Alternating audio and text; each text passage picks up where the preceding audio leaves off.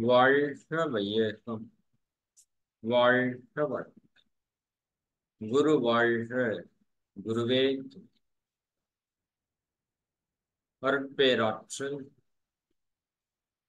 அருட்பேராற்றல் இரவும் பகலும் எல்லா நேரங்களிலும் எல்லா இடங்களிலும் எல்லா தொழில்களிலும் உறுதுணையாகவும் பாதுகாப்பாகவும் வழிநடத்துவதாகவும் அமையுமாக.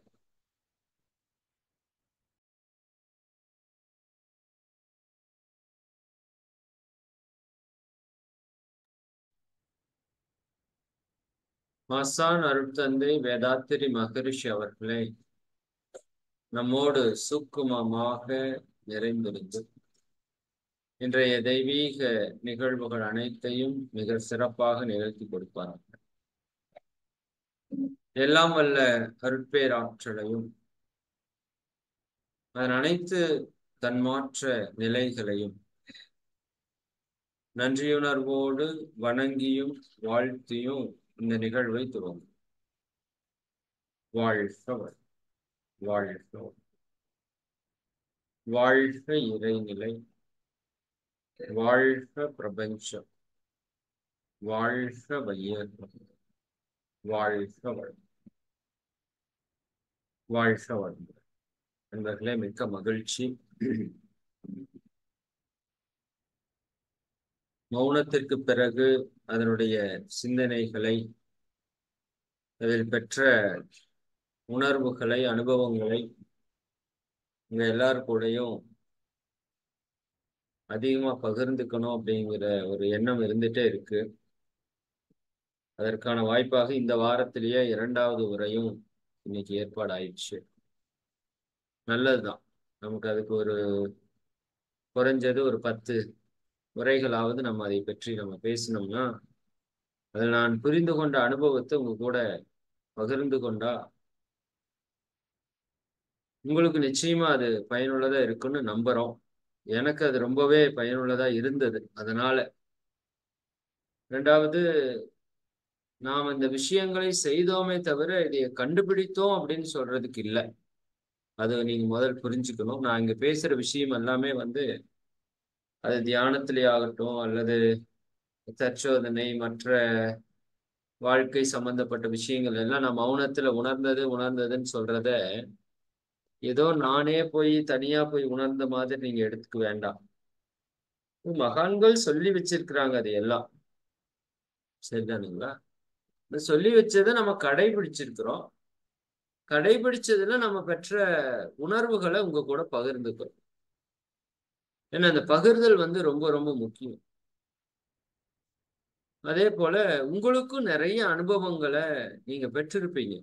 ஏதோ நான் பெற்ற அனுபவத்தை ஷேர் பண்றதுக்கு வாய்ப்பு கிடைச்சிருக்கு. அதனால நான் உங்களுக்கு சொல்லிடுறேன். என்னை விட மிக சிறந்த அனுபவங்கள் பெற்றவங்க எல்லாருமே இந்த ஜூம்ல நிறைய இருப்பீங்க. நிச்சயமா இருப்பீங்க. உங்களுக்கு அது தெரிஞ்சிருக்கலாம், ஒரு சிலருக்கு தெரியாம இருக்கலாம். அதனால எப்படி மகரிஷி தான் உணர்ந்ததை எல்லாத்துக்கும் சொல்லணும்னு நினைச்சாரோ அந்த வழியில நான் உணர்ந்த சில விஷயங்களை உங்க கூட பகிர்ந்துக்கிறேன். இதெல்லாம் அப்படியே எடுக்கணும் அப்படிங்கிறது அவசியம் இல்லை. ஆனால் இது எடுத்து செய்யாம பார்த்து விட்டுற வேண்டாம். சரிதானுங்களா? அப்போ அதற்கான வாய்ப்பை நீங்க உருவாக்கிக்கணும். இதை செய்து பாருங்க. நிச்சயமா நீங்க ஓய்வா இருக்கிற நாட்கள்ல தான் இப்ப நான் மௌனத்துல சொல்லக்கூடிய விஷயங்கள் எல்லாமே நீங்க நார்மல் லைஃப்ல அவ்வளவு சீக்கிரம் கடைபிடிக்க முடியுமான்னு எனக்கு தெரியல. ஏன்னா மௌன காலங்கள்ல மிக நீண்ட நேரம் நமக்கு முழுமையா நமக்காகவே நாம வாழக்கூடிய ஒரு வாழ்க்கையா அமையும். காலையில் எழுந்ததிலிருந்து இரவு உறங்குற வரைக்கும் கிட்டத்தட்ட ஒரு 18 மணி நேரம் உங்களுக்காகவே நீங்க வாழ்வீங்க. அது ஒரு பெரிய ஒரு தெய்வீகமான வாழ்க்கை. அப்ப உங்களுக்காகவே நீங்க வாழும்போது நீங்க ஒவ்வொன்றையும் நீங்க நினைச்சதையெல்லாம் பண்ண முடியும். நான் நீண்ட காலம் நினைச்சது என்னன்னா, ஈவினிங் தவம் 1/2 மணி நேரம் பண்ணா தற்சோதனை 1/2 மணி நேரம் பண்ணணும் அப்படிங்கிறது நான் மன்றத்துக்கு ஆரம்ப காலத்திலிருந்து எனக்கு ஒரு விருப்பம். அப்ப இருந்து எனக்கு ஒரு எண்ணம் என்னன்னா, தற்சோதனை நம்ம சரியா பண்றது இல்ல, தவம் பண்ற அளவுக்கு தற்சோதனை பண்றது இல்ல. அதனால நம்ம நிறை குறைகளை நம்ம கண்டுபிடிக்காம இந்த குறைகள்லயே நம்ம வாழ்க்கை ஓடிடுது. மன்றத்துக்கு வந்து 10 வருஷம் ஆச்சு, 20 வருஷம் ஆச்சுன்னு பேசிக்கிறோமே தவிர, இன்னும் சாதாரணமான ஒரு பொறாமை குணத்தில் இருந்தோ, ஒரு கோபத்தில் இருந்தோ, ஒரு பிறர் மேல குறை சொல்லக்கூடிய ஒரு தன்மையில இருந்தோ நம்மளால வந்து வெளிப்பட முடியல. ஓப்பனா சொல்லணும்னா வந்திருக்கிறோம், இல்லைன்னு சொல்ல மாட்டேன் நானு. பட் நம்ம எதிர்பார்த்த அளவுக்கு அதுல வரல. அப்ப என்ன காரணம் அப்படின்னா, மகரிஷி தற்சோதனைக்கு அவ்வளவு விஷயங்களை வந்து சொல்லியிருக்கிறாங்க. அப்ப அதுல ஏற்பட்ட ஈடுபாட்டுல நம்ம அதை ஆழமா பண்ணணும்னு நினைச்சது உண்டு. சில நேரத்துல பண்ணது உண்டு. ஆனா இந்த மௌன காலத்துல பண்ண அளவுக்கு நான் பண்ணல. அப்ப அதனால மகரிஷி அவங்க இந்த தற்சோதனைக்கு ஒரு விளக்கம் கொடுப்பாங்க. ஒரு மனிதன் ஒரு மனிதன் ஆஹ் விலங்கு குணத்திலிருந்து தெய்வ குணத்திற்கு மாறுவதற்கான ஒரு பயிற்சி வந்து தற்சோதனைன்னு சொல்லுவாங்க. நல்லா புரிஞ்சுக்கோங்க. இப்ப நம்ம கிட்ட வந்து உடல் தான் வந்து மனித உடலா இருக்கே தவிர, நம்முடைய குணம் வந்து மனித குணமா இல்லை. மனதை இதமாக வைத்திருப்பவன் மனிதன் அப்படின்னு மனிதனுக்கு ஒரு மன இதன் மனிதன் அப்படின்னு ஒரு பொருள் இருக்கு. அப்ப நம்ம மனம் இதமாத்தான் இருக்கா அப்படின்னு நீங்களே உங்களுக்கு நமக்கு நாமே ஒரு கேள்வி கேட்டுக்கிட்டா சில நேரங்கள்ல இருக்கு, பல நேரங்கள்ல இல்லை. அப்ப இதம் கெட்டு போயிடும். இப்ப மன இதம் கெட்டு போறதால இவன் மனித தன்மையை இழந்துடுறான். அது விலங்கினத்தினுடைய தன்மைக்குள்ள பரிணமித்துக் கொள்ளுது. அப்ப இப்ப மனிதன் நம்ம மனிதனா உடல் அளவுலதான் மனுஷன் இருக்கிறோமே தவிர மனதளவுல நம்ம மனுஷங்க கிடையாது. விலங்கினத்தினுடைய வித்து தொடரா வந்த காரணத்தினால இந்த விலங்கினத்தினுடைய குணங்களும் பண்புகளும் தான் நம்ம கிட்ட ரொம்ப மீறி இருக்கு. கமலஹாசன் பாடுற மாதிரி தான், கடவுள் பாதி மிருகம் பாதி கலந்து செய்த கலவை நாம். சரிதானுங்களா? அது மிருகம் கொன்று கடவுள் வளர்க்க பார்க்கின்றோம். அதான் நடக்குது. ஆனால் கடவுள் கொன்று இரையாய் தின்று மிருகம் மட்டும் வளர்கிறது. இப்போ மக்களோட நிலைப்பாடு அப்படிதான் இருக்கு. எல்லாருமே நல்லவங்க ஆகணும், கெட்டதை அழிக்கணும்னு நினைக்கிறோம். பட் ஆனா பிராக்டிக்கல்ல வந்து கெட்டதை ஜெயிச்சு நல்லதுதான் அழிஞ்சிட்டு இருக்கு. அப்ப அந்த மிருகத்தன்மையிலிருந்து நாம கடவுள் தன்மைக்கு மாறணும். அப்ப எது அந்த மிருகத்தன்மை நம்ம கிட்ட காமிக்குது, எந்த மூலமா நம்ம பார்க்கிறோம் அப்படின்னா நம்மளோட கேரக்டர், நம்முடைய குணங்கள்.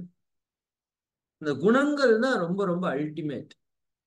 ரொம்ப ஒரு மனிதனை வந்து நீங்க எதை வச்சு தீர்மானம் பண்ணுவீங்க அப்படின்னு சொன்னா, மகான்கள் சொல்றாங்க, அவனுடைய உடலை வைத்தெல்லாம் யாரும் தீர்மானம் பண்றதில்லை. அவன் படிப்பை வைத்தோ, அவன் நிறத்தை வைத்தோ, அவனுடைய செல்வத்தை வைத்தோ எல்லாம் தீர்மானம் பண்ண மாட்டான் மகான்கள். இறைவன் அவனுடைய குணத்தை வைத்து தீர்மானம் பண்ணுவாங்கன்னு சொல்றான். சரி, இப்ப குணம் தான் இங்க வெரி வெரி இம்பார்ட்டன்ட். அந்த குணம் தான் நாம சந்தோஷமா இருக்கிறதுக்கு துக்கமா இருக்கிறதுக்கும் அடிப்படை காரணமா இருக்கு. நீங்க அதை நல்லா ஆழ் மனதுல நிலைநிறுத்திக் கொள்ளணும். உங்கள்கிட்ட காசு பணம் இருக்கலாம், இல்லாம இருக்கலாம். உங்ககிட்ட படிப்பு இருக்கலாம், இல்லாம இருக்கலாம். நீங்க அழகா இருக்கலாம், இல்லாம இருக்கலாம். உங்ககிட்ட அதிகாரம் இருக்கலாம், இல்லாம இருக்கலாம். உங்களுக்கு புகழ் இருக்கலாம், இல்லாம இருக்கலாம். சரியாங்களா? இது எல்லாமே வந்து உங்களை வந்து பாதிக்கக்கூடிய காரணியே கிடையாது. உறவுகள் கூட உங்களுக்கு இருக்கலாம், இல்லாம இருக்கலாம். சரிதானுங்களா? இதெல்லாம் இருக்குதா இல்லையாங்கிறத பொறுத்து உங்களுக்கு மகிழ்ச்சி வந்து தீர்மானிக்கப்படுறது இல்லை. நல்லா புரிஞ்சுக்கணும், இதெல்லாம் ரொம்ப முக்கியமான இடம். அப்போ மகரிஷி என்ன சொல்றாங்க, ஒரு மனிதனுடைய தன்மை அவனுடைய மனம், அதில் இருக்கிற குணம், அதுதான் தன்மை. அதான் நான் அந்த ஒரு விதி கூட நான் சொன்னேன் அந்த மௌனம் நிறைவுல. சரிங்களா? நீ பிறக்கும் போது அழுதாய் மகனே, பிரபஞ்சம் மகிழ்ந்தது. நீ பிறக்கும் போது அழுதாய் மகனே, ஒரு அப்பா சொல்றாரு அந்த குழந்தையை பார்த்து, நீ பிறக்கிறப்ப அழுதப்பா, ஆனா அந்த பிரபஞ்சம் ரொம்ப மகிழ்ச்சியா இருந்தது. உன்னோட வாழ்க்கையை நினைச்சு எல்லோரும் அழுகிற வகையில் உன்னோட வாழ்க்கையில இருக்கணும். நீ அவ்வளவு நல்லது செஞ்சிருக்கணும். சரிங்களா? நீ உன்னோட வாழ்க்கையை நினைத்து எல்லோரும் அழ, நீ மகிழ்வோடு சாதல் வேண்டும். நீ எப்படி சாகணுமாமா? பிறக்கிறப்ப அழுதுட்டே பிறந்த, சாகிறப்ப சந்தோஷமா சாகணும். நீ பிறக்கிறப்ப இந்த பிரபஞ்ச உயிர்கள் எல்லாமே சந்தோஷப்பட்டுச்சு. நீ இறக்குறப்ப அதுகெல்லாம் அழுகணும். அதுதான் வாழ்க்கை. அப்ப இந்த விதி எதை பொருட்படுத்துது அப்படின்னா, நம்மளுடைய குணம் நல்லா இருந்தாதான் நீங்க மற்றவங்களுக்கு நல்லது செய்யணும். உங்களுக்கே முதல்ல நல்லது செய்ய முடியும். சரி, நம்ம உடல்ல இருக்கிறப்ப எல்லா நோய்களுக்கும் அடிப்படை என்னன்னு சொல்லி இன்னைக்கு விஞ்ஞானம் வந்து விலக்கி பேசிட்டு இருக்குன்னா, நம்முடைய மனம், அதுல இருக்கிற குணம், அதுதான் எண்ணங்கள். நேற்று சார் கூட எக்ஸலண்டா சொன்னாங்க. எண்ணம் மாறினா எல்லாமே மாறும். எண்ணத்திற்கு அவ்வளவு அவ்வளவு ஆற்றல் இருக்கு, சக்தி இருக்கு. அப்ப அந்த எண்ணம்ங்கிறது என்ன? நம்முடைய மனதினுடைய ஒரு சிறு பின்னம். மனம் குணங்களினுடைய ஒரு தொகுப்பாக நம்ம கிட்ட இருக்கு. நம்ம கேரக்டரோட ஒரு தொகுப்பா இருக்கு. இப்ப அல்டிமேட்டா நீங்க வந்து எவ்வளவுதான் பயிற்சி பண்ணாலும், உடற்பயிற்சி பண்ணாலும், தியானம் பண்ணாலும், சரிதானுங்களா, காயகல்பம் பண்ணாலும், ஜீவகாந்த பெருக்கம் பண்ணாலும், தற்சோதனை அப்படிங்கிற ஒரு பயிற்சியை நம்ம சரியாக முறையாக செய்து நம்ம குணங்களை சீரமைக்கலைன்னா நிச்சயமா நம்ம லைஃப்ல சந்தோஷமா இருக்கிறதுக்கு வாய்ப்பே கிடையாது. நான் இன்னும் பல ஞானிகளுடைய, பல உலக எழுத்தாளர்களுடைய, பல அல்ல சில, மன்னிக்கணும், அந்த புத்தகங்களை இதெல்லாம் நாம வந்து வாசிக்கிறதுக்கான வாய்ப்பு கிடைச்சப்ப அவங்க எல்லாருமே மகரிஷி சொன்னதையே தான் சொல்லியிருக்கிறாங்க. இதுல என்ன ஒரு பெரிய விஷயம்னா, நான் ஒரு நூல் படிச்சேன்னு சொன்னேன் இல்லையா, நான் உங்களுக்கு அந்த நூலை கூட ரெக்கமெண்ட் பண்றேன். நீங்க படிக்கிற நூல்ல நிச்சயமா அந்த நூலை ஒன் ஆஃப் த இம்பார்ட்டன்ட் புக்கா கூட நீங்க எடுத்துக்கலாம். நல்ல நல்ல ஒரு நூல் தான். நல்ல ஒரு நூல். யார் அழுவார் நீ உயிர் துறக்கையில் அப்படின்னு சொல்லிட்டு, நான் அன்னைக்கு கூட அந்த புக்கை மென்ஷன் பண்ணேன். ராபின் சர்மா அவரோட புக்கு, சரியா இருக்கா? Who will cry when you tie அப்படின்னு சொல்லி ஆங்கிலத்திலையும் அது இருக்கு, தமிழ்ல மொழிபெயர்ப்புல பண்ணியிருக்காங்க. அதுல கிட்டத்தட்ட ஒரு 101 ஃபார்முலா நம்ம லைஃப்காக கொடுக்குறாரு. நான் அத்தனை ஃபார்முலாவையும் படிக்கிறேன். அவர் வந்து வேர்ல்டு லெவல்ல பல அறிஞர்களுடைய கருத்துக்களை எடுத்து ஒரு மனிதன் தன்னோட வாழ்க்கையை சிறப்பாக வாழ்வதற்கு, ஒரு மகத்தான வாழ்க்கையை ஒருத்தன் வாழ்வதற்கு, அவரோட வாழ்க்கை பாடங்களாக லைஃப் எஜுகேஷனா அந்த புத்தகத்தை படிச்சிருக்கிறார். நல்ல நல்ல ஒரு அற்புதமான நூல் அது. சரிங்களா? கிட்டத்தட்ட 101 விஷயங்களை நம்ம லைஃப்ல நம்ம எதை பண்ணணும், எப்படி இருக்கணும் அப்படிங்கிறத எடுத்திருக்காரு. நான் அந்த 101 படிச்சுட்டு எனக்கு என்ன ஒரு மிகப்பெரிய ஒரு ஆச்சரியம் அப்படின்னா, இதுல எல்லாமே மேக்சிமம் மகரிஷி சொல்லியிருக்காரு. வித் பிராக்டிஸோட இருக்கு. அவங்க சில விஷயங்கள் இப்படி இருங்கன்னு சொல்லிட்டு விட்டுட்டாங்க தவிர பிராக்டிஸ் காணுங்க. நான் அவரை குறை சொல்லல, தயவு செஞ்சு அப்படி எடுத்துக்க வேண்டாம். அவர் நல்ல ஒரு ஜீனியஸ். பட் அவங்க வந்து எல்லா மகான்களையும் படிச்சுக்கிறாங்க. இன்னும் மகரிஷி அவங்க படிக்கல. நான் அவரு கூட ரெக்கமெண்ட் பண்ணி ஏதாவது லெட்டர் கொடுக்கணும். ஏன்னா அவரு இந்திய மகான்கள், குறிப்பா சவுத்துல இருக்கிறவங்களை யாரையுமே பெருசா மென்ஷன் பண்ணல. அவர் வந்து கனடால இருக்காரு. அதனால அந்த நாடுகளை சார்ந்த நிறைய தத்துவ ஞானிகள் அப்படிங்கிற மாதிரி எடுத்து பண்ணியிருக்காரு. இன்னும் நம்மளுடைய நூல்கள் ஆங்கிலத்துல போகலையோ என்னவோ தெரியல. பட் அவ்வளவு ஒரு கண்டென்ட் வந்து மகரிஷி வந்து ஒவ்வொரு விஷயத்தையும் நான் அந்த இதை படிக்க படிக்க படிக்க படிக்க, ஓ இது இது வந்து மகரிஷி வந்து இப்படி சொல்லியிருக்காரு, அதை வந்து அப்படி சொல்லியிருக்காரு. சரிதானுங்களா? அவங்க திரும்ப திரும்ப எதுக்கு இம்பார்ட்டன்ஸ் கொடுத்துருக்குறாங்கன்னு பார்த்தா தற்சோதனைக்கு தான் இம்பார்ட்டன்ஸ் கொடுத்துருக்காங்க. அதுதான் அதை விட பியூட்டி. அதனாலதான் நான் அந்த புத்தகத்தையும் அந்த விஷயங்களையும் நான் உங்ககிட்ட பகிர்ந்துக்க. சரிங்களா? தற்சோதனை தான் அது, ஃபுல் அண்ட் ஃபுல் வந்து தற்சோதனையோட ஒரு ஒரு ஒரு ஒரு வடிவமா தான் நான் அந்த புத்தகத்தை வந்து பார்க்கறேன். சரிதானுங்களா? சரி, அதை பத்தி இன்னொரு நாள் நான் ஃபுல்லா ஷேர் பண்றேன். அப்ப என்ன என்ன நான் சொல்ல வரேன்னா, நம்ம வாழ்க்கையில நீங்க உயரணும், உயரணும்னா உடல் நலத்துல நல்லா இருக்கணும், மன அமைதியா இருக்கணும், வாழ்க்கையில ஒரு உயர்ந்த நிலைக்கு வரணும். சரிங்களா? நம்ம வந்ததுக்கான ஒரு தடத்தை இந்த பூமியில பதிய வச்சுட்டு போகணும் அப்படின்னா ரொம்ப சிம்பிள்ங்க. நம்ம குணத்தை சேஞ்ச் பண்ணணும். சரிங்களா? குணமாற்றம் இல்லாம, சொல்லுவாங்க இல்லையா, the wealth is lost, nothing is lost. சரிங்களா? The health is lost, something is lost, the character is lost, everything is லாஸ்மா. உங்கள்கிட்ட பணம் போயிருச்சு அப்படின்னா உனக்கு எதுவும் பெருசா போனதா நீ எடுத்துக்க வேண்டாம். சரிங்களா? ஒன்றும் பெருசா நீ இழக்கல. உன்னோட உடல்நலம் கெட்டு போச்சுன்னா நீ எதையோ கொஞ்சம் இழந்துட்டேன்னு அர்த்தம். ஆனால் உன்னோட கேரக்டர், உன்னோட குணம் போச்சு அப்படின்னா நீ அத்தனையுமே இழந்துட்டேன்னு அர்த்தம். இது ஒரு எக்ஸலண்டான ஒரு ஒரு ஃபார்முலா. ஏன்னா நான் முன்ன அதுக்கு இம்பார்ட்டன்ஸ் கொடுக்க மாட்டேன் பாருங்களேன். இப்போ கேரக்டர், என்னோட கேரக்டர் எப்படி இருக்கு, நான் யாரு, என்னோட கேரக்டர் என்ன, அதைத்தான் மகரிஷி எடுக்க சொல்றாரு. தற்சோதனை என்ன சொல்றாருன்னா, அவர் பொண்ணு புதுசா சொல்லல. தம்பி, நீ உன்னை உன்னை பற்றி நீ தெரிஞ்சுக்கவே இல்லை. ஓப்பனா நான் சொல்றேங்க, இவ்வளவு வருஷம் நான் தற்சோதனை பத்தி பேசியிருக்கிறேன். ஆனா இந்த தற்சோதனையில் உட்கார்ந்துதான், மௌனத்தில் உட்கார்ந்துதான் என்னை பற்றிய ஓரளவுக்கு ஆழமா நான் முழுசா பயணிச்சேன்னு சொல்லல. ஓரளவுக்கு ஆழமா இது வரைக்கும் அந்த 18 வருஷமா பயணிக்க முடியுது.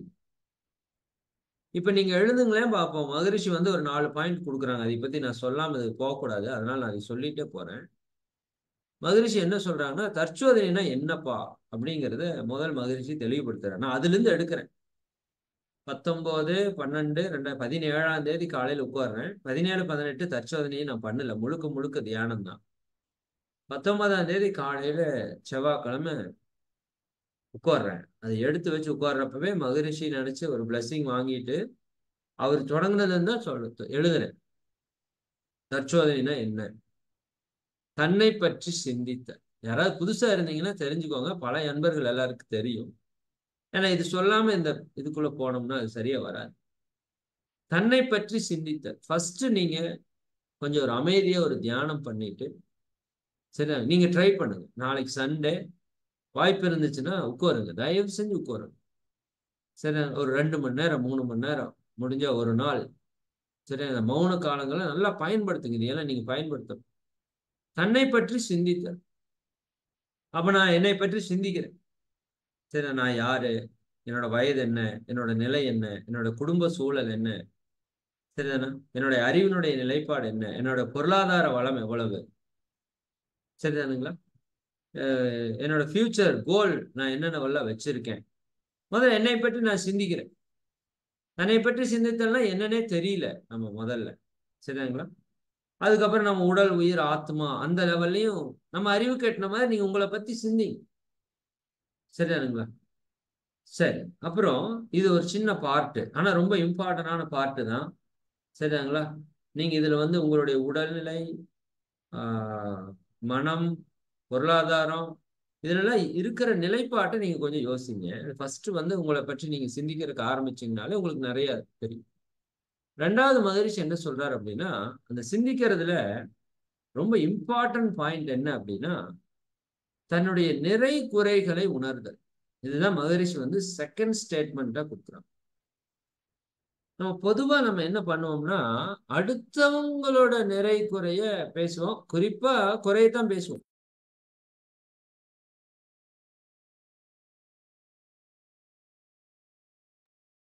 நிறைய பத்தி யாரும் அதிகமா பேசுறது இல்லை, சரிதானுங்களா. அடுத்தவங்களோட குறைய மட்டும்தான் பேசுறோம். ஆனா மகரிஷி என்ன சொல்றாரு, தனது குறை ஆழ்ந்து உணர்ந்து திருத்தம் பெற்றாள், சரிதானுங்களா. தனது குறை ஆழ்ந்து உணர்ந்து திருத்தம் பெற்றால் தருப்பொழியும். தருக்குன்னா என்ன, ஆணவம், தன்முனைப்பு, ஈகோ. ஈகோ ஒழியறதுக்கு வாய்ப்பு பாருங்க, எவ்வளவு பெரிய விஷயம் தெரியுமா அது. இந்த ஒரு வரியிலேயே விஷயத்தை முடிச்சுட்டாரு. தனது குறை ஆழ்ந்து உணர்ந்து திருத்தம் பெற்றால்தான் தற்கொழியும். பிறரிடமும் நட்பு ஓங்கும், எல்லோரிடம் உறவு செழிக்கும். மனம் ஓர் தூய நிலையை நாடி செல்லும். இப்படி நம்ம உணர்ந்தா தான் மனம் ஒரு தூய நிலையை நாடி செல்லும்.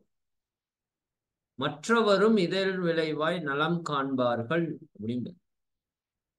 சரி, அப்ப தனது குறை நம்ம உணரணுமா இல்லையா. அதனாலதான் செகண்ட் என்ன சொல்றாரு, தன்னுடைய நிறை குறைகளை உணர்தல் அப்படின்னு சொல்றாரு. நீங்க நம்ப மாட்டீங்கன்னு நினைக்கிறேன். நீங்க உங்களோட நிறைகள் வேணா எழுதி பாருங்க. நான் எழுதி வச்சிருக்கிறேன். அந்த நோட் எடுத்து வச்சுட்டு தான் உட்காந்துருக்கேன். சரிதானுங்களா? கிட்டத்தட்ட 47 நிறைகள் எங்கிட்ட இருக்கு. சரியா? நீங்க எழுதி பாருங்க உங்களுக்கு எவ்வளவு வருதுன்னு. அதை விட ஆச்சரியப்படத்தக்க விஷயத்துல என்னன்னா 72 குறைகள் எங்கிட்ட இருக்கு. ஃபர்ஸ்ட் டைம் நான் ஏதோ நினைச்சிட்டு ஒரு 4-5 குறை நம்ம கிட்ட இருக்கோம். சரிதானா? ஏதோ ஒரு 5-10 இருக்குங்கிறதான நீங்க எல்லாரும் பொதுவா ஃபீல் பண்ணியிருப்பீங்க இல்லையா? நான் சின்ன சின்ன விஷயம் கூட நூக்கன் கார்னர் அளவுக்கு என் அறிவு கட்டி நான் வந்து அனலைஸ் பண்ணிட்டேன். சரிதானுங்களா? கிட்டத்தட்ட அது 3 நாள் ஆச்சு மொத்தமா எல்லாத்தையும் தொகுத்து முடிக்கிறதுக்கு. அப்ப ரொம்ப சிந்திச்சு சிந்திச்சு நான் எந்தெந்த இடத்துல எல்லாம் தப்பு பண்றேன், சின்ன சின்ன இடங்கள் எங்கெங்கெல்லாம் தப்பு பண்றேன். சரிதானுங்களா? இதுல இருந்து எனக்கு ஒரு மிகப்பெரிய ஒரு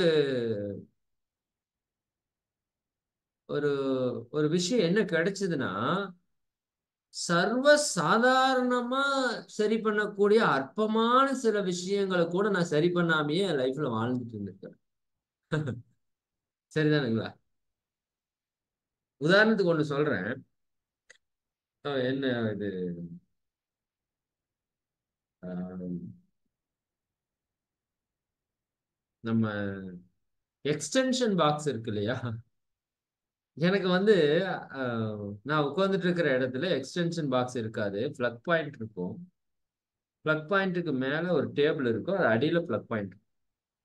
நான் லேப்டாப் சுவிட்ச் ஆன் பண்ணணும், செல்போனுக்கு ஒயர் கொடுக்கணும், ஆன் பண்ணணும், ஆஃப் பண்ணணும். ஒவ்வொரு தடவை எந்திரிச்சு எந்திரிச்சு நான் போய் அந்த சுவிட்சுக்கு அடியில போய் ஆஃப் பண்ணி இந்த டேபிள் அடியில போய் பண்ணணும். அதை பண்றதுக்கு எனக்கு மைண்ட் வந்து டென்ஷன் ஆகும். ஒரு சும்மா ஒரு அற்பமான விஷயம். சரி, ஏன்னா ஒரு தேவையில்லாத ஒரு எக்ஸ்ட்ரா வேலை. அப்போ இதுக்கு ஒரு எக்ஸ்டென்ஷன் பாக்ஸ் வைக்கணுங்கிறது வந்து எனக்கு இத்தனை நாள் அறிவுக்கு எட்டல. ஓப்பனா நான் சொல்றேன். ஒரு எக்ஸ்டென்ஷன் பாக்ஸ் எடுத்து என்னோட லேப்டாப் பக்கத்தால வச்சிருந்தேன் அப்படின்னா, நான் வேணா ஆன் பண்ணிக்கலாம், வேணா ஆஃப் பண்ணிக்கலாம். வித்தின் செகண்ட்ல ஒரு வேலை முடியும். இதுக்காக நான் எத்தனை நாள் சிரமப்பட்டிருக்கேன் பாரு. சரிதானுங்களா? ஒரு சின்ன விஷயம். இந்த மாதிரி நிறைய விஷயங்களை நான் எழுதியிருக்கேன்.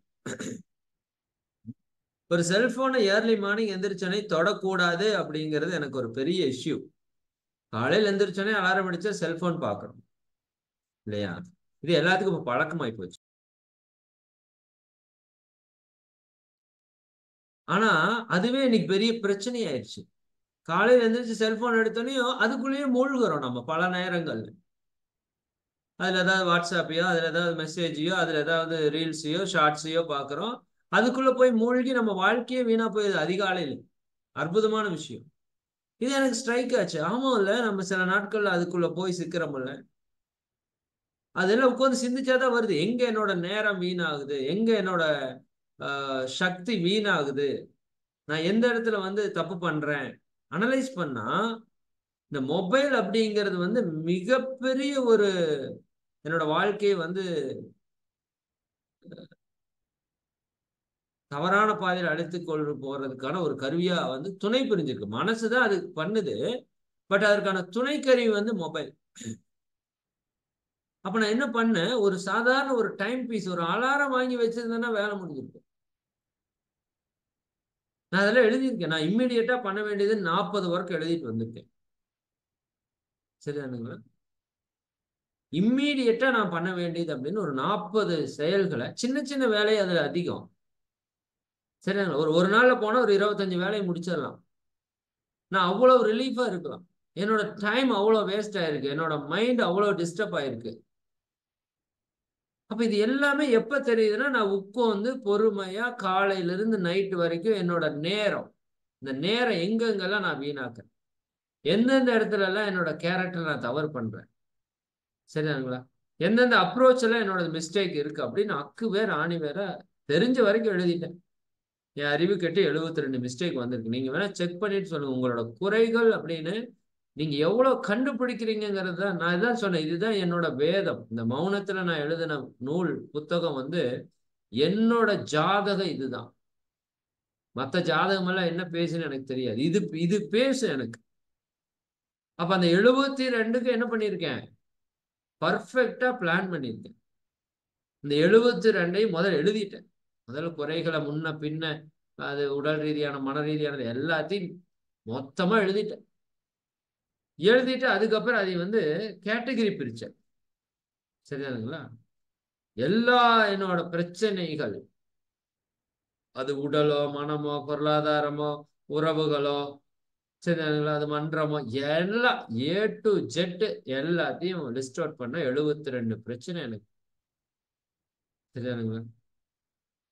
அது எல்லாத்தையுமே செப்பரேட் பண்ணிட்டேன். எது உடல் ரீதியான பிரச்சனை அது ஒரு தனி லிஸ்ட், மன ரீதியான பிரச்சனை அது தனி லிஸ்ட், உறவுகள் ரீதியான பிரச்சனை அது தனி லிஸ்ட், என்னுடைய பழக்க வழக்கங்கள் சார்ந்த பிரச்சனைகள் அது ஒரு தனி லிஸ்ட். குறிப்பா அதுல ஒரு மிகப்பெரிய ஆச்சரியம் என்ன தெரியுங்களா? இந்த டைம் மேனேஜ்மெண்டாலே கிட்டத்தட்ட 20-30 ப்ராப்ளம் சால்வ் ஆயிடுச்சு. ஜஸ்ட் டைம் மேனேஜ்மெண்ட்ல. சரிதானுங்களா? டைம் மேனேஜ்மெண்ட் இப்படி செப்பரேட்டா நான் வந்து ஒவ்வொன்னா எல்லாத்தையும் பிரிச்சு தனித்தனியா எழுதிட்டு. சரிதானுங்களா? அதுக்கப்புறம் அந்த ரெண்டாவது நான் சொல்லிட்டேன்ல, தன்னோட நிறை குறைகளை உணர்தல் அப்படிங்கறது செகண்ட் பாயிண்ட். மகரிஷி வந்து தற்சோதனைக்கு 4 விளக்கம் கொடுக்குறாங்க. ஃபர்ஸ்ட் தன்னை பற்றி சிந்தித்தல், தன்னுடைய நிறை குறைகளை உணர்தல். உணரணும்னா நீங்க தெளிவா உங்களை பத்தி எழுதிடணும். ஒரு நாள் உட்கார்ந்து பொறுமையா எழுதுங்க. அப்பப்போ வரும். இந்த 72 ஒரே நாள்ல வரல. எனக்கு ஒரு 60 61 வந்துச்சு. அதுக்கப்புறம் கிட்டத்தட்ட ஒரு 11 பாயிண்ட் வந்து அப்பப்போ வருது. அப்பப்ப எனக்கே தோணுது. ஒரு நாள் 2 நாள் அடுத்த நாள்ல நம்ம எந்தெந்த இடத்துல எல்லாம் தப்பு பண்றோன்னு நம்ம அறிவு வந்து எடுத்து எடுத்து காமிக்கும். அது எல்லாத்தையும் மொத்தமா எழுதி அந்த 72ஐயும் எல்லாத்தையுமே பிரிச்சுட்டோம். நான் சொன்ன மாதிரி உடல் ரீதியா, மன ரீதியா, உறவுகள் ரீதியா, பழக்க வழக்கங்கள் ரீதியா, நேர மேலாண்மை ரீதியான்னு ஒரு 5 விதமா பிரிச்சு, அதுக்கப்புறம் சின்ன சின்ன விஷயமா பிரிச்சிருக்கு. அது நீங்க பண்றப்ப உங்களுக்கே ஒரு ஐடியா கிடைக்கும். சரியாங்க? அது எல்லாத்தையும் பிரிச்சுட்டு 3வது மகரிஷி என்ன சொல்றாருன்னா, திருத்தம் பெறுவதற்கு வழி வகுத்துக் கொள்ளுங்கள். சரிதானுங்களா? திருத்தம் பெறுவதற்கு வழிவகுக்கும். நான் அந்த 72க்கும் திருத்தம் பெறுவதற்கு வழிவகுக்கிறேன் தனித்தனியா. 1ஆம் நம்பர் என்ன பிரச்சனை அதை பாக்குறேன். சரிங்களா? அப்ப அதுக்கு அதுக்கு என்ன பண்றேன், அதற்கு என்ன நான் வந்து திருத்தம் பெறுவதற்கான வழி என்ன. சரிதானுங்களா? 2ஆம் நம்பர் என்னோட பிரச்சனை என்ன, நான் தூங்குறது வந்து 8:30 மணிக்கு தூங்கணும். இதுதான் என்னோட முதல் பிரச்சனை. சரிங்களா? ஆனா இப்ப இருக்கிற ஒர்க்ல என்னால டைம் வந்து அந்த மாதிரி தூங்க முடியறது இல்லை. அந்த ஒரு தவறு பின்னாடி செய்யக்கூடிய 10-15 தவறுக்கு அடிப்படை தவறா இருக்கு. சரிங்களா? ஒரு குறை பின்னாடி இருக்கிற 10-15 குறைகளுக்கு காரணமா இருக்கு. நான் காலையில எந்திரிக்கிறது லேட் ஆகுது, பயிற்சி பண்றது லேட் ஆகுது, சாப்பிடுறது லேட் ஆகுது, குழந்தைகளை ஸ்கூல் கொண்டு போய் விடுறது லேட் ஆகுது, ஒர்க் போறது லேட், எல்லாமே முதல் கோணல் முற்றிலும் கோணல்ங்கிற மாதிரி. அப்ப அந்த ஒரு விஷயத்தை தான் ஃபர்ஸ்ட் எழுதுறேன். 8:30 மணிக்கு தூங்குறது வந்து இல்ல, நேரத்துல தூங்குறது இல்லை அப்படிங்கிறது என்னோட குறை. அப்போ நம்ம என்ன பண்றோம், அதற்கு திருத்தம் பெற வழிவகுத்துல நான் இனிமேல் இரவு 8:30 மணி, அதிகபட்சம் 9 மணி. தற்சோதனை இருக்கிறதுனால நான் வந்து வேற வழி இல்லாம 9 வரைக்கும் எடுத்துட்டு போக வேண்டியது இருக்கு. ஏன்னா நம்ம 3:30க்கு எந்திரிக்கிறோம் அப்படின்னா நிச்சயமா நமக்கு ஒரு 6 மணி நேரமாவது டீப் ஸ்லீப் இருக்கணுங்க. சரிதாங்களா? அப்போ அது வந்து கட்டாயமா தேவைன்னு நான் நினைக்கிறேன். சரிதானா? அப்ப அந்த நீங்க மௌனம் இருக்கிற காலங்கள்ல அவ்வளவு தூரம் தேவைப்படாது. உங்க உடம்பு வந்து சீக்கிரமா சார்ஜ் ஆயிரும். அது வேற. ஆனா மற்றபடி ரொட்டீன் லைஃப்ல இப்ப காலையில இருந்து நம்ம சாயங்காலம் வரைக்கும் ஆக்டிவா ஒர்க் பண்ற இடத்துல ஒரு 6 ஹவர்ஸ் ஆவது கண்டிப்பா ஸ்லீப் வந்து வேணுங்க. அது மைண்ட் ஏதாவது ரீடு ஓடுற மக்களா இருந்ததுன்னா 7-8 ஹவர்ஸ் கூட நீங்க வந்து எடுத்துக்கலாம், ஒன்றும் தப்பு இல்லை. அப்ப இந்த மாதிரி ஒவ்வொன்றும் ஒவ்வொரு ப்ராப்ளத்துக்கும் அதுக்கு என்ன சொல்யூஷன் அப்படின்னு சொல்லிட்டு அதுக்கு தான் எனக்கு ரொம்ப நேரம் எடுத்துச்சு. திருத்தம்பெற வழிவகுத்தல் எல்லாமே எழுதிட்டேன். 72 பாயிண்ட்டையும் எழுதியாச்சு. அப்ப அந்த 72 பாயிண்ட்டையும் கேட்டகரைஸ் பண்றேன். சரியாங்களா? பிரிச்சு பிரிச்சு கேட்டகரைஸ் பண்றதுல இது ரொம்ப இம்பார்ட்டன்ட், நோட் பண்ணிக்கோங்க. பர்ஃபெக்டா ஒரு டைம் மேனேஜ்மெண்ட் போட்டேன். ஏன்னா இதில் நிறைய பார்க்குறேன் திருத்தம்பர வழிவகுத்தல்ல அந்த டைம் மேனேஜ்மெண்ட்ல தான் நான் நிறைய தப்பு பண்றேன். சரிதானுங்களா? ஒன்று மிஸ் ஆகுறப்ப பலதும் மிஸ் ஆகுது. அப்போ டைம் மேனேஜ்மெண்ட், பர்ஃபெக்டான டைம் மேனேஜ்மெண்ட். நான் இவ்வளோ நாள் போட்டதே நிறைய பேர் ஓவன்ட்டு இருப்பாங்க. சரிதானுங்களா? ஆனா நான் இந்த ப்ராப்ளம் வித் சொல்யூஷனோட அந்த டைம் மேனேஜ்மெண்ட் சார்ட் போடுறேன். நீங்க நிச்சயமா அதை பண்ணணும்.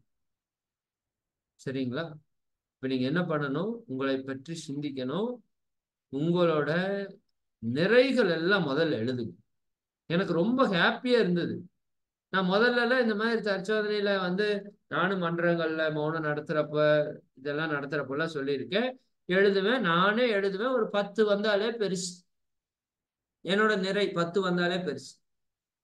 ஆனா அன்னைக்கு உட்காந்து 43 நிறை எழுதுறப்ப உண்மையாலுமே எனக்கு ஆச்சரியமா இருந்தது. ஓ பரவாயில்ல, உங்ககிட்ட எல்லாம் இவ்வளவு விஷயம் இருக்காப்பா, இது ஏப்ப இவ்வளவு நாள் நீ வந்து கவனிக்கல. அது ஒரு பெரிய ஒரு மகிழ்ச்சி. நம்மகிட்ட இவ்வளவு நல்ல விஷயம் இருக்கு. சரி, அது நீங்க உங்க அறிவு எந்த அளவுக்கு விரிஞ்சு சிந்திக்கிறீங்களோ அந்த அளவுக்கு உங்களோட நிறைகளையும் நீங்க பார்க்கலாம், உங்களுடைய குறைகளையும் நீங்க பார்க்கலாம். சரிங்களா? அப்போ நம்மளோட நிறை குறைகள் எழுதுறோம். எழுதுனதுக்கு அப்புறம் நிறைகளை நீங்க அடிக்கடி பார்த்து உங்களை நீங்களே பாராட்டணும். இதுதான் ரொம்ப ரொம்ப இம்பார்ட்டன்டான ஒரு விஷயம். தற்சோதனையில தன்னை பற்றி சோதனை செய்யணும்னு சொல்றோம். உங்ககிட்ட இருக்கிற நல்ல விஷயங்களை நீங்க வந்து பாராட்டணும். அதை நம்ம யாருமே பண்றதே கிடையாது. சரிதாங்க? அப்புறம் அடிக்கடி அந்த 43 விஷயத்தை எடுத்து பார்க்கறது. அப்புறம் எனக்கு ஏதாவது மனசு கொஞ்சம் சோர்வா டல்லா இருக்குதுன்னு வச்சுக்கோங்க, அந்த 43 எடுத்து படிக்கிறது. அப்ப மனசுக்கு ஏதோ ஒரு பெரிய ஒரு அச்சீவ்மெண்ட் பண்ண மாதிரி, நீ இவ்வளவு நல்லவன்பா, அதெல்லாம் ஒன்றும் பிரச்சனை இல்லை, சாதிக்கலாம், பண்ணலாம், அப்படி ஒரு உத்வேகம் நமக்குள்ளேயே தோன்றதுக்கான ஒரு வாய்ப்பை அது வந்து கிரியேட் பண்ணி கொடுக்கும். அதனால நீங்க நிச்சயமா உங்களுடைய நிறைகளை முதல்ல எழுதுங்க. நிறைய நிறைகள் உங்ககிட்ட இருக்கு. காலையில எந்திரிக்கிறதுல இருந்து நைட்டு பல்லு விளக்குற வரைக்கும் ஊருப்பட்ட நிறைகள் உங்ககிட்ட இருக்கு. சரிதானுங்களா? அந்த எல்லா நிறைகளையும் எழுதுங்க. சரி, சின்ன சின்ன விஷயங்களை கூட எழுதுங்க. சரிங்களா? நீங்க ஒரு பெட்ரோல் போட்டுட்டு பெட்ரோல் பங்க்ல ஒருத்தருக்கு தேங்க்ஸ் சொல்லுவீங்க, அந்த உணர்வு உங்ககிட்ட இருக்குன்னா தயவு செஞ்சு எழுதுங்க. சரிதானுங்களா? உங்க ஒய்ஃபுக்கு நீங்க சமையல ஹெல்ப் பண்ணுவீங்களா? எழுதுங்க. குழந்தைய ஸ்கூலுக்கு போறதுக்கு உதவுவீங்களா? எழுதுங்க. உங்களுக்கு ஒரு நல்ல லட்சியம் இருக்க எழுதுங்க. ஒரு நல்ல மகான் கிடைச்சிருக்காரு, மகானுக்கு நீங்க ஒரு ஃபாலோயரா இருக்கிறதுக்காக எழுதுங்க. சரிதானுங்களா? நீங்க பச்சை தண்ணியில் குடிக்கிறது மிகப்பெரிய நல்ல விஷயம். நீங்க இயற்கை பழுப்பொடி பயன்படுத்துறது மிகப்பெரிய நல்ல விஷயம். சரிதானுங்களா? நீங்க ஒரு ஐஸ்கிரீம் சாப்பிட மாட்டேங்கிறதே ஒரு மிகப்பெரிய நல்ல விஷயம். ஒரு நீங்க காஃபி குடிக்க மாட்டீங்கன்னா இது உலகத்துல மிகச்சிறந்த நல்ல விஷயம். நீங்க நான்வெஜ் சாப்பிட மாட்டீங்கன்னா இறை உணர்வுக்கு மிகப்பெரிய தகுதியில் நீங்க இருக்கிறீங்கன்னு அர்த்தம். சரிதானுங்களா? நீங்க நேர்மையா இருப்பீங்க, நீங்க உண்மையா இருப்பீங்க. சரி, நீங்க உடல் ஆரோக்கியத்தை வந்து ரொம்ப கவனிக்கிறீங்க. சரிதானே? வேலையில நீங்க வந்து ரொம்ப இன்வால்மெண்டா இருக்கீங்க. இப்படி உங்களோட நிறைகளை வந்து நீங்க மிகப்பெரிய பட்டியல் வந்து நீங்க வந்து தயாரிக்கணும், சின்ன சின்ன விஷயத்து கூட. சரிதானுங்களா? அப்ப இது நீங்க எழுத எழுத எழுத எழுத உங்களை பத்திய ஒரு பாசிட்டிவ் ஆட்டிடியூட் வந்து உங்களுக்கு நல்லா கிரியேட் ஆகிறது உங்களாலேயே ஃபீல் பண்ண முடியும். சரிதாங்க? இது எழுதிட்டு அப்படியே விட்டுறக்கூடாது. சரிங்களா? எழுதிட்டு என்ன பண்ணணும்? அதை நீங்க எடுத்து அடிக்கடி பார்க்கணும்.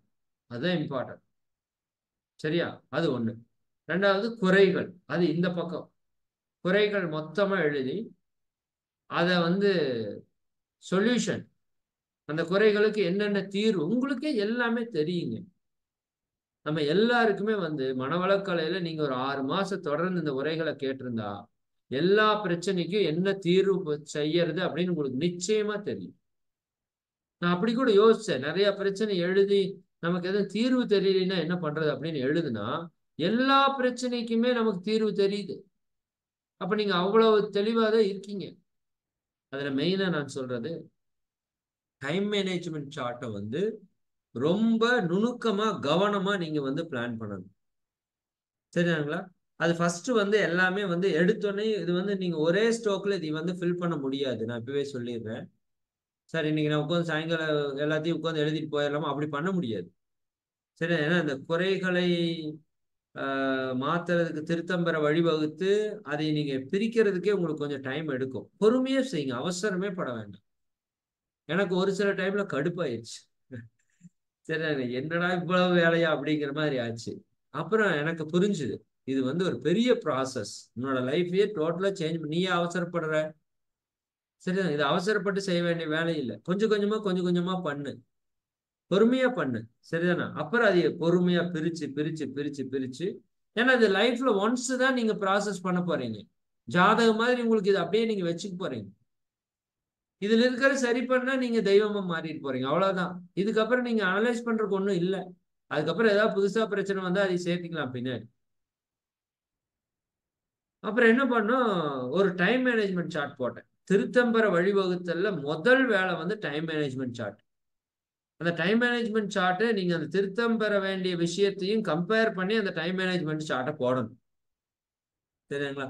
உதாரணத்துக்கு நீங்க ஒரு 9 மணிக்கு தூங்கணும்னு நினைக்கிறீங்கன்னா, அந்த டைம் மேனேஜ்மெண்ட் சார்ட்ல ஸ்லீப் 9 o'clock அப்படின்னு நீங்க எழுதுனா, நீங்க இரவு நான் லேட்டா தூங்குறேன் அப்படிங்கிற ஒரு குறை, திருத்தம் பெற வழிவகுத்தல் நான் இனிமேல் நாளையில இருந்து 9 மணிக்கு தூங்கணும் அப்படிங்கிற ஒரு விஷயத்த டைம் மேனேஜ்மெண்ட் சார்ட்ல கொண்டு வந்துட்டீங்கன்னா ஒரு பிரச்சனை சால்வ், ஒரு பிரச்சனை சால்வ்.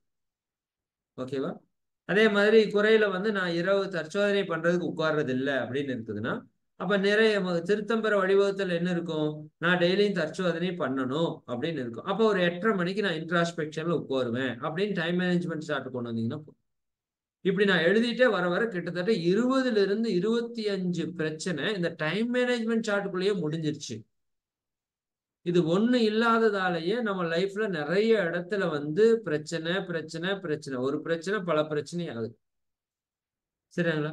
அதுக்குள்ள நுணுக்கமான சில விஷயங்கள் கூட உங்களுக்கு கிடைக்கும், ஒரு சின்ன சின்ன விஷயம், சரிங்களா? அப்போ காலையில எந்திரிக்கணும். எந்திரிச்சோம்னா என்னோட வீட்டுல குழந்தைங்கள்லாம் உள் ரூம்ல இருப்பாங்க. அந்த ரூமுக்குள்ளதான் அட்டாச்சட் பாத்ரூம் இருக்கு. நான் வெளி ரூம்ல தூங்கிட்டு இருப்பேன். இது வெளியில ஒரு பாத்ரூம். நான் காலையில என்ன பண்ணுவேன், எந்திரிச்சு போய் இந்த உள் ரூம் பாத்ரூம்ல போய் குளிக்க போறேன். அது அவங்களையும் சேர்ந்து தொந்தரவு பண்ணி எழுப்பி விட்டு இது ஒரு டிஸ்டர்பாவே இருந்துச்சு. அப்ப என்ன பண்ணணும், நாம இரவே நமக்கு தேவையான உடைகள் துண்டு இது எல்லாத்தையும் எடுத்து நான் வெளியே வச்சுக்கணும். காலையில எந்திரிச்சு நான் வெளியே போய் குளிச்சுட்டு வந்து என்னோட வேலையை இந்த பக்கமே முடிச்சுட்டா அவங்க யாரையுமே தொந்தரவு பண்ண வேண்டியதே இல்லை. அப்ப உங்க டைம் மேனேஜ்மெண்ட் சார்ட்டுக்குள்ள இதெல்லாம் வரணும், சரிங்களா? அப்ப நீங்க வந்து 8 o'clock நீங்க டின்னர் சாப்பிட்றீங்க அப்படின்னா அந்த டைம்ல என்ன பண்ணி வைக்கணும், சாப்பிட்டு முடிச்சதுக்கு அப்புறம் இன்ட்ராஸ்பெக்ஷனுக்கு உட்காரக்கு முன்னாடி நீங்க உங்களுக்கு காலையில தேவையான எல்லா துணிகளையும் ஒரு இடத்துல எடுத்து, எனக்கு சொல்றேன், நீங்க இது உங்களுக்கு செட் பண்றதுக்கு யோசிச்சிடாதீங்க. உங்களுக்கு அப்படி ஒரு தேவை இருக்கு, சூழல் இருக்குன்னா டைம் மேனேஜ்மெண்ட் சார்ட்டுக்குள்ளேயே இது எல்லாம் கொண்டு வாங்கன்னு சொல்றேன், சரிதானுங்களா?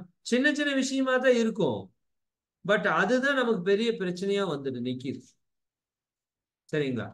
அப்போ டைம் மேனேஜ்மெண்ட் சார்ட் வந்து ரொம்ப ரொம்ப பர்ஃபெக்டா நீங்க போட்டாலே, அதாவது ஒண்ணு சொல்லுவாங்க இல்லையா, நீ ஒரு இலக்கு நிர்ணயிக்கிறது அப்படிங்கிறது நீ உன்னோட லட்சியத்தை அடையிறதுக்கான முதல் படின்னு சொல்லுவாங்க. நீ உன்னோட ஒரு இலக்கு நிர்ணயி, அது டைம் மேனேஜ்மெண்ட் சார்ட் வந்து ரொம்ப ரொம்ப இம்பார்ட்டன்ட். இதுதான் உங்களோட இலக்கு. அதை நீங்க செய்யறீங்க செய்யல அதெல்லாம் ரெண்டாவது வைங்க. ஃபர்ஸ்ட் ஒரு பக்காவான ஒரு டைம் மேனேஜ்மெண்ட் சார்ட் வந்து நிச்சயமா போடுங்க, சரிதானுங்களா? அதைப்படி கடைபிடிக்கிறதுக்கு முயற்சி பண்ணுங்க. கொஞ்சம் முன்ன பின்ன ஆனா தப்பு கிடையாது, சரிதானே? எதுவுமே யாருமே வந்து உங்களை வந்து கழுத்து பிடிச்சு கேட்க போறது இல்ல, ஜெயில கொண்டு போய் போட போறது இல்ல.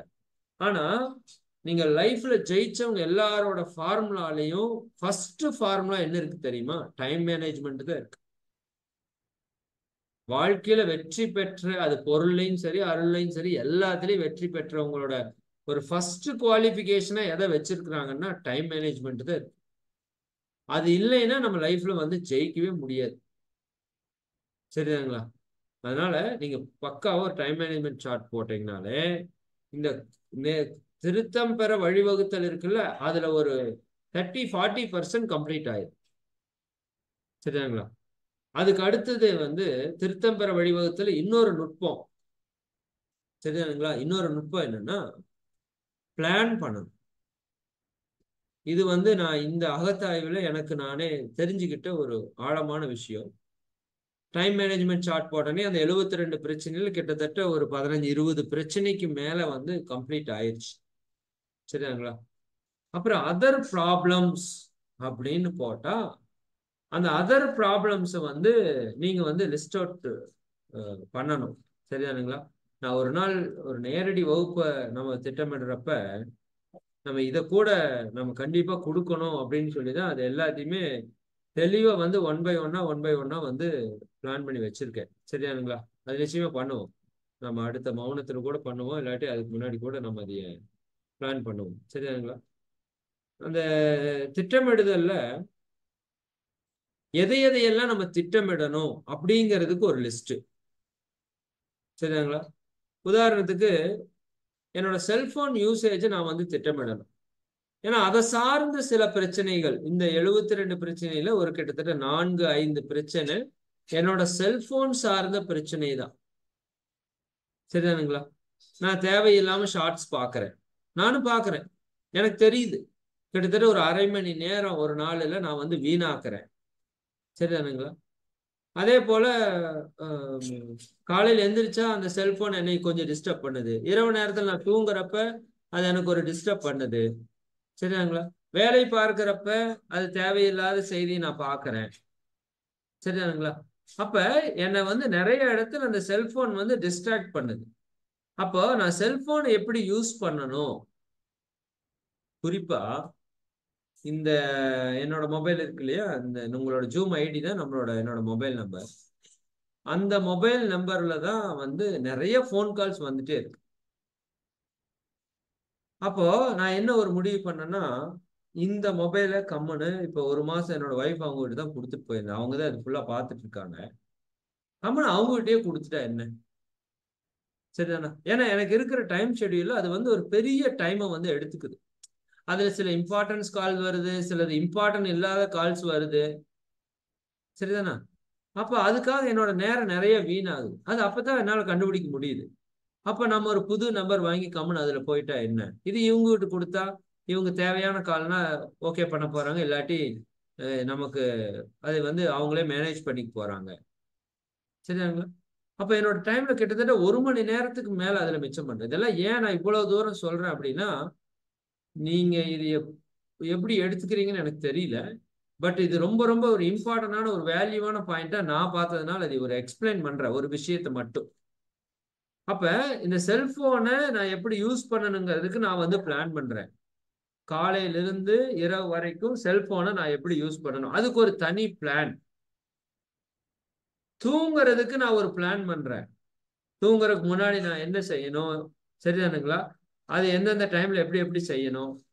சாப்பிட்றதுக்கு நான் ஒரு பிளான் பண்றேன். சரிதானுங்களா? இப்படி கிட்டத்தட்ட ஒரு 25-30 விஷயங்களுக்கு நான் வந்து பிளான் பண்ணேன். சரிங்களா? அது என்னோட கோபம், அதுல ஒன் ஆஃப் த விஷயம் வந்து என்னோட கோபத்தை நான் எப்படி குறைக்கிறது. சரிங்களா? அதே மாதிரி என்னோட உறவினர்கள்ட்ட நான் என்ன விஷயத்த வந்து ஷேர் பண்ணணும். இது உங்களுக்கு ரொம்ப போட்டு அறுக்கிற மாதிரி இருக்கும் நான் ரொம்ப இப்படி பேசிட்டே இருந்தேன்னா. அதனால நான் என்ன சொல்றேன்னா, சிம்பிளா புரிஞ்சுக்கோங்க. நீங்க உங்க ப்ராப்ளத்தெல்லாம் எடுத்து வச்சு, சரிதானுங்களா, அதுக்கெல்லாம் நீங்க பிளான் பண்ணணும். சரிதானுங்களா? ப்ராப்ளத்துல உதாரணத்துக்கு இப்போ பிசிக்கல் ஹெல்த்ல உங்களுக்கு ஒரு 10 ப்ராப்ளம் இருக்குன்னு வச்சுக்கோங்க. 10ஓ 5ஓ 2ஓ இருக்கு. அது ஒவ்வொன்றையும் எடுத்து வச்சு நீங்க என்ன பண்ணணும், அனலைஸ் பண்ணணும். இப்போ இந்த ப்ராப்ளம் இருக்கா, இப்போ எனக்கு வந்து த்ரோட் ப்ராப்ளம் அதிகமா இருக்கு. சரிதானுங்களா? இப்போ நான் வந்து என்ன பண்றேன், ஒரு நாள் பேசுறேன், ஒரு 2-3 மணி நேரம் பேசிட்டேன்னா த்ரோட் ப்ராப்ளம் ஆகுது. அப்ப அடுத்த நாள் சில இடத்துல வந்து என்னால பேச முடியாது, ஸ்கிப் பண்றேன், நான் அதனோட பெயின் அனுபவிக்கிறேன். ஆனா அதுக்கு நான் இன்னும் ப்ராப்பரான ட்ரீட்மெண்ட் எடுக்கல. ஒரு நாள் கொஞ்சம் விட்டேன்னா மறுபடியும் நல்லா ஆகுது, மறுபடியும் அதே பிரச்சனை வருது, மறுபடியும் நல்லா ஆகுது. இப்படியே என் லைஃப் போயிட்டே இருக்கு. அப்ப அந்த ப்ராப்ளத்துக்கு நான் என்ன பண்ணணும், அதுக்கு ஒரு ப்ராப்பரா நம்ம வந்து சில பயிற்சிகளை கொண்டு வரணும். இல்ல தேவைப்பட்டுச்சு அப்படின்னா நம்ம என்ன பண்ணலாம், ஒரு நேச்சுரோபதியோ ஒரு ஏதாவது ஒரு இயற்கை மருத்துவத்துல இப்போ ஒரு அது அவங்க கூட சொன்னாங்க அங்க இருக்கிறவங்க, தூதுவளை பொடியை நீங்க கொஞ்சம் சாப்பிட்டா சரியாகும், அதிமதுரத்தை கொஞ்சம் சாப்பிட்டா சரியாகும். சரிண்ணா? அப்ப இது வந்து இன்டெப்தா வந்து என்னோட பிசிக்கல் ப்ராப்ளம் எல்லாம் என்ன, அப்ப அதுக்கு நான் வந்து என்ன பிளான் பண்ணணும்? சரிங்களா? ஒரு நல்ல பழக்க வழக்கத்துக்கு நான் என்ன பிளான் பண்ணணும்? என்னோட குழந்தைகளை நான் நல்ல விதமா வளர்க்கறதுக்கு நான் பிளான் பண்ணணும். என்கிட்ட இருக்கிற ஒரு பெரிய மைனஸ் என்னன்னா, ஃப்ரெண்ட்ஷிப்பை பெருசா நான் வந்து மெயின்டைன் பண்ண மாட்டேன். இது என் கூட இருக்கிறவங்க எல்லாத்துக்கும் தெரியும். கூட ஃபேமிலியில் இருக்கிறவங்க கூட பெருசா பேச மாட்டேன்.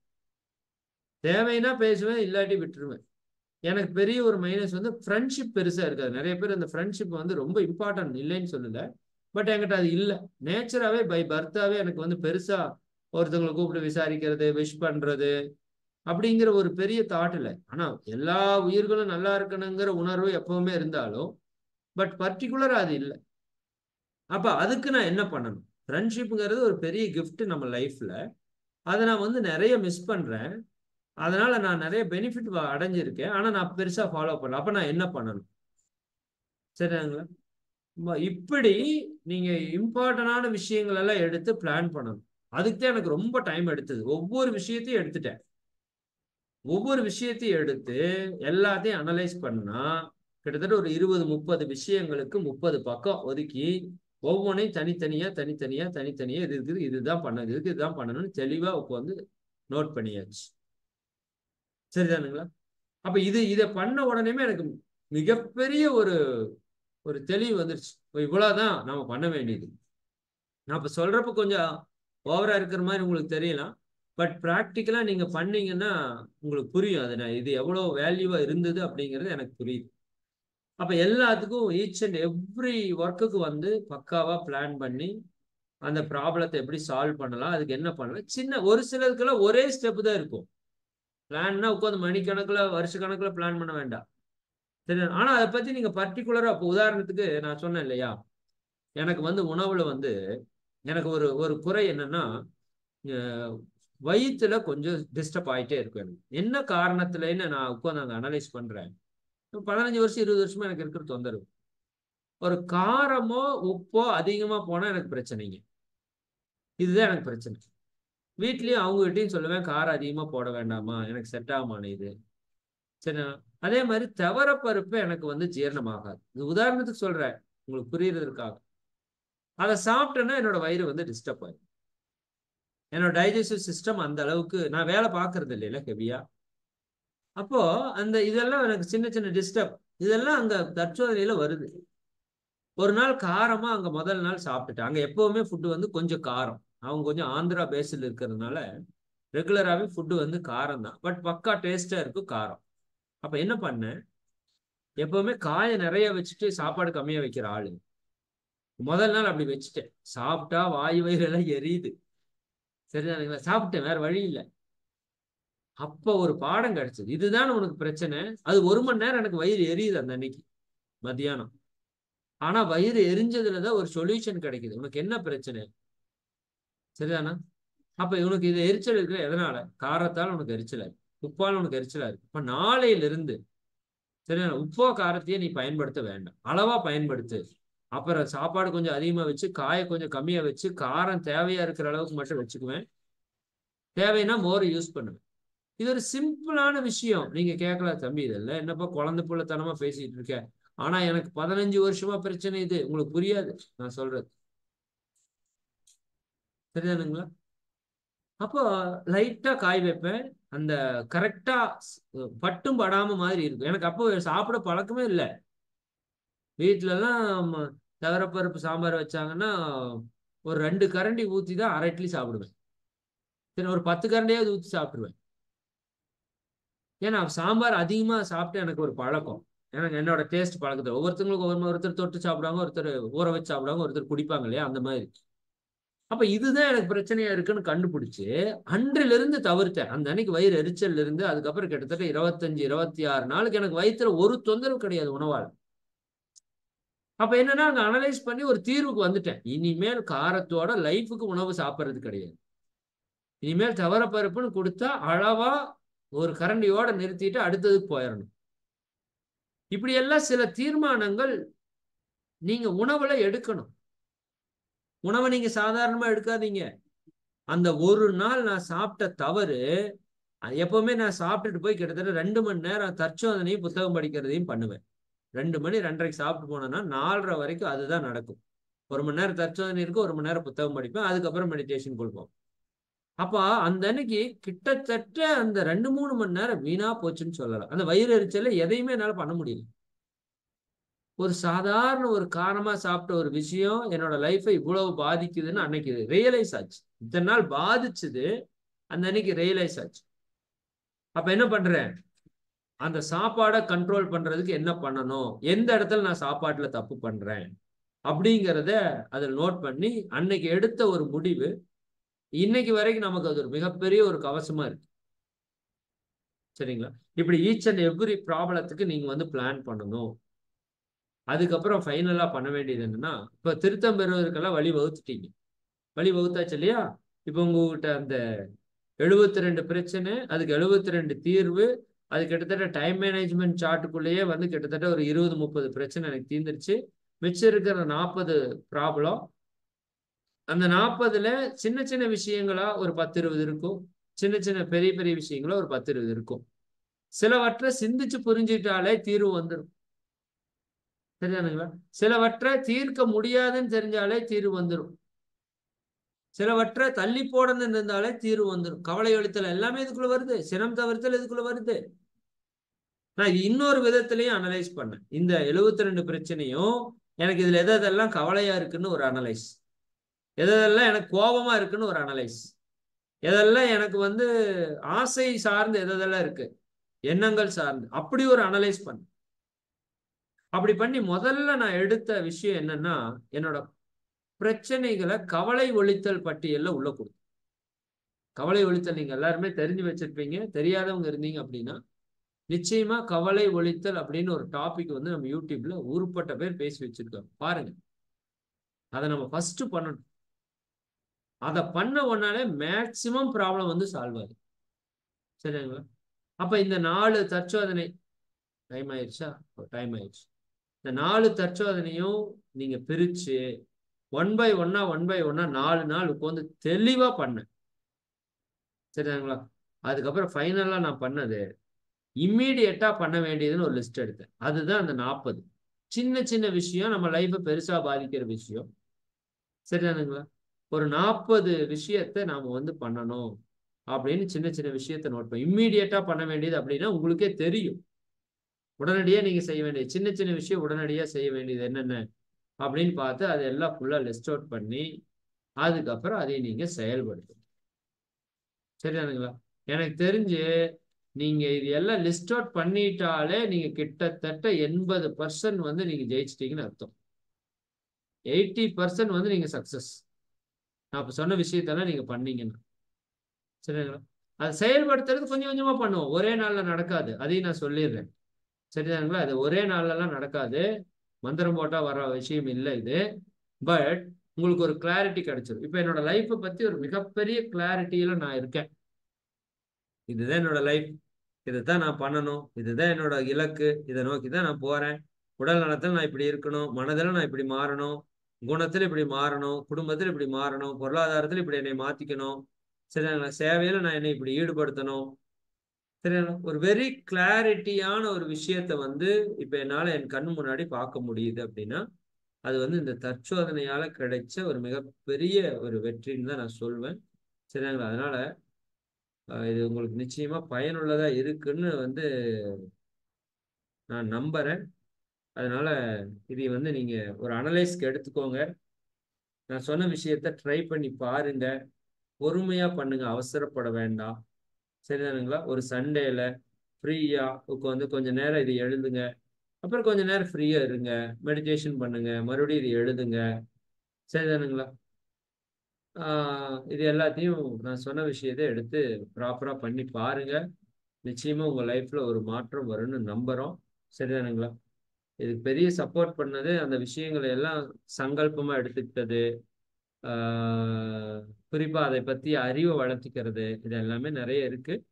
பட் இது வந்து எனக்கு கிடைச்ச ஒரு பெரிய அனுபவம். இந்த மௌனத்துல எப்படி தவத்துல எனக்கு நிறைய ஒரு உணர்வுகள் வந்து கிடைச்சது, அது மாதிரி தற்சோதனையிலேயே நிறைய நிறைய அனுபவங்கள் வந்து கிடைச்சிருக்கு. அது நீங்க எல்லாருமே பயன்படுத்தணுங்கிறங்காட்டி உங்ககிட்ட ஷேர் பண்ணியிருக்கேன். நிச்சயமா இது உங்களுக்கு பயனுள்ளதா இருக்குன்னு நம்புறேன். இறையர்களும் குருவர்களும் துணை புரியட்டும். மிக்க மகிழ்ச்சி. அனைவருக்கும் நன்றி. இப்போ உங்க எல்லாரையும் வாழ்த்தி நிறைவு செய்திருவோம். வாழ்க வளமுடன், வாழ்க வளமுடன். அருட்பேராற்றல் கருணையினால் நீங்களும் உங்கள் அன்பு குடும்பமும் உடல் நலம், நீலாயுள், நிறை செல்வம், உயர் புகழ், மெய்ஞானம் ஓங்கி இறை உணர்வு, அறநெறி, கல்வி, தனம், தானியம், இளமை, வலிவு, துணிவு, நன்மக்கட்பேறு, அறிவில் உயர்ந்தோர் நட்பு, அன்புடைமை, அகத்தவம், அழகு, புகழ், மனித மதிப்புணர்ந்து ஒழுகும் பண்பு, பொறையுடைமை எனும் பேறு 16 பெற்று பெருவாழ்வு வாழ்க. வாழ்க வளமுடன், வாழ்க வளமுடன், வாழ்க வளமுடன். நண்பர்களே, மிக்க மகிழ்ச்சி. இதுல ஒரே ஒரு விஷயம் நான் என்ன சொல்லாமட்டுன்னா, இதுக்கெல்லாம் நாம செய்ய வேண்டிய விஷயங்களை எல்லாம் என்ன பண்ணணும்னா, நான் நோட்ல எழுதி வச்சிருக்கேன். இது வந்து ஒரு ஜெராக்ஸ் எடுத்து நம்ம வந்து ஒட்டி வைக்கணும். நம்ம கண்ணுல படுற இடத்துல எல்லாம் ஒட்டி வைக்கணும். சரிதாங்க. உதாரணத்துக்கு உணவு நீங்க கட்டுப்பாடா இருக்கணும் அப்படின்னு நீங்க விரும்புறீங்கன்னா, அந்த உணவுல நீங்க என்னென்னவெல்லாம் பண்ணணுங்கிறத நீங்க சாப்பிட்ற இடத்துல ஒட்டி வைக்கணும். சரிதானுங்களா? அந்த என்னென்ன நம்ம செய்ய வேண்டும் அப்படிங்கிற விஷயத்த, இல்லாட்டி அதை சார்ந்த ஒரு விஷயமா இருக்கலாம். மொபைல் எப்படி யூஸ் பண்ணணும்னா, நீங்க ரெகுலரா உட்காந்து மொபைல் பார்க்குற இடத்துல. சரிதாங்களா? அப்ப அதை சார்ந்த ஒரு நல்ல விஷயத்த நாம நம்ம நினைவுபடுத்துறதுக்காக அதை வந்து நாம வந்து பயன்படுத்தணும். சரிதாங்களா? அது வந்து உண்மையாலுமே நமக்கு வந்து ஒரு பெரிய பெரிய வந்து ஒரு ஹெல்ப்பா இருக்கும். இது எல்லாத்தையுமே ட்ரை பண்ணுங்க. 7 ஸ்டெப்புங்க ஃபைனலா சொல்றது. உங்களோட ப்ராப்ளத்தை எல்லாம் ப்ராப்பரா எழுதுங்க. அதைய ஒவ்வொன்னா ஒவ்வொன்னா உடல் ரீதியா, மன ரீதியான ஒவ்வொன்னா பிரிச்சுக்கோங்க. உங்களுக்கு தெரிஞ்ச மாதிரி பிரிங்க. இப்படிதான் பிரிக்கணும்னு இல்லை. சரியா? நீங்க எழுதுறப்பவே உங்களுக்கு புரியும். அதே மாதிரி ஒரு டைம் மேனேஜ்மெண்ட் சார்ட்டை திருத்தம்பெற வடிவத்தில் ஃபர்ஸ்ட் பண்ணுங்க. மற்ற ப்ராப்ளம்ஸ் எல்லாத்துக்குமே ஒரு பிளானிங் லிஸ்ட் கிரியேட் பண்ணுங்க. அந்த பிளானிங் லிஸ்ட்ல ஒவ்வொன்றையும் ப்ராப்பரா ஈச் அண்ட் எவ்ரி ப்ராப்ளத்தை வந்து பிளான் பண்ணுங்க. சரிங்களா? இம்மீடியட்டா பண்ண வேண்டியதை லிஸ்ட் அவுட் பண்ணுங்க. ஒவ்வொன்றா செயல்படுத்துங்க. இவ்வளவுதாங்க. சரிதானுங்களா? நிச்சயமா பண்ணுங்க. லைஃப் வந்து நிச்சயமா ஒரு சக்சஸ்ஃபுல் லைஃபா இருக்கும். நம்மளோட லைஃப்ல இருக்கிற எல்லா ப்ராப்ளத்தையும் நம்மளால சால்வ் பண்ண முடியும். இந்த 7 ஸ்டெப்ஸை வந்து நீங்க வந்து ஃபாலோ பண்ணலாம். சரிங்களா? மிக்க நன்றி. அனைவருக்கும் நன்றி. ரொம்ப நிறைய